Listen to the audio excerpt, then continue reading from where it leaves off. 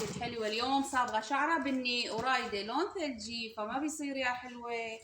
فنحن رح نغير من الثلجيات للأحمرات، رح نختار هذا اللون خصل حمراء، هي أصلا ألوان شبابية وبناتية وحلوة.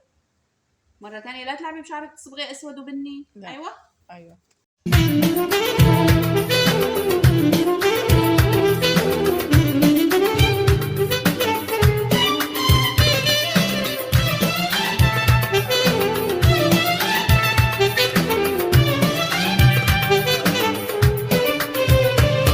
قلبي اللي حبك عدى حدود قلبي اللي حبك عدى حدود سافر في بحر الشوق وانت الوحيدة معاه. قلبي اللي حبك عدى حدود سافر في بحر الشوق وانت الوحيدة معاه. مش عارف